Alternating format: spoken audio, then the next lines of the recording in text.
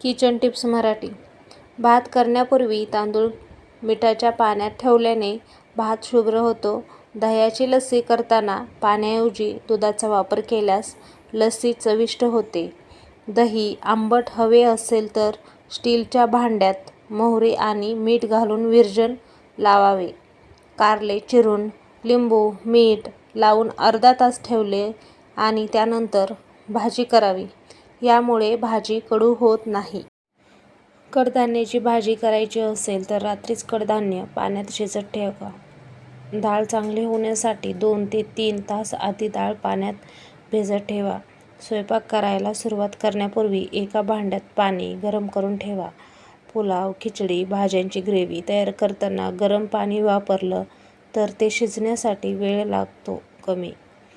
भाजीसाठी लागणारे वाटण आठवडाभरासाठी अथवा 2-3 दिवसासाठी तयार करून ठेवा. यासोबतच पौष्टिक आणि चविष्ट पालक भाजी. लसूण आणि आल्याची पेस्ट तयार करून ठेवली तर स्वयंपाकासाठी वेळ कमी लागतो. शेंगदाणे भाजून दळून ठेवले तर भाज्यांमध्ये दाण्याचा कूट टाकणे सोपे जाते. खोबरे खवणे कठीण काम असल्यामुळे नारळ फोडल्यावर तो संपूर्ण खवून फ्रीजमध्ये ठेवा. ज्यामुळे तुम्हाला वेळेवर खोबऱ्याचा वापर स्वयंपाकासाठी करता येईल.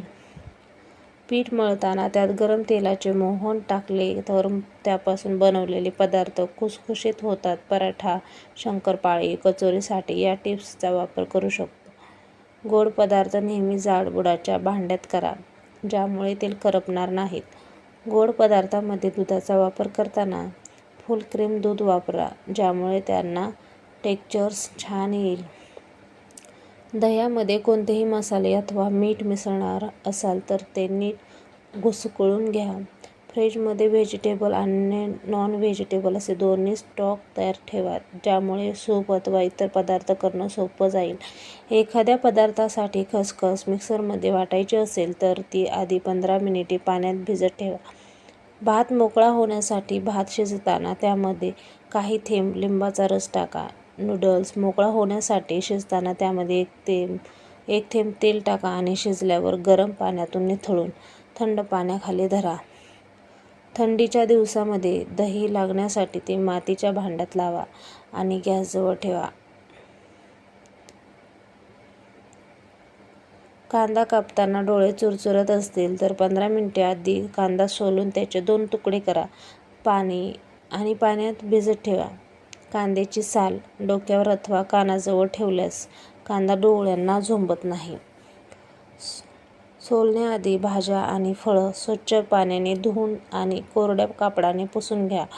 भाज्या आणि फळं खूप बारीक चिरू नका, कारण दिसायला कितीही छान वाटलं तरी यामुळे त्यातील पोषक घटक कमी होतात. बटाटे आणि वांग्याचा रंग बदलू नये यासाठी चिरल्यावर फोडीत तसेच पाण्यात टाका. सफरचंदाचा रंग कापल्यानंतर काळा पडत असेल तर कापताना सफरचंदावर थोडं लिंबू चोळा, ज्यामुळे ते जास्त वेळ फ्रेश राहील. कोथिंबीर जास्त काळ टिकण्यासाठी ती निवडून मऊ कापडात अथवा कागदात गुंडाळून ठेवा. गोड पदार्थांसाठी बदाम चिरून टाकायचे असतील तर आधी ते पाण्यात भिजत ठेवा, ज्यामुळे ते सोलणे आणि चिरणे सोपे जाईल. लाकडी चॉपिंग बोर्ड वापरल्यास फळं आणि भाज्या चिरताना चाकूची धार कमी होत नाही. सुकामेवा चॉप करताना तो काही तास फ्रीजमध्ये ठेवा आणि चाकू गरम पाण्याने धुवून घ्या. टोमॅटो चिरल्यावर त्याचा देठ आणि आतील बिया बाजूला करा.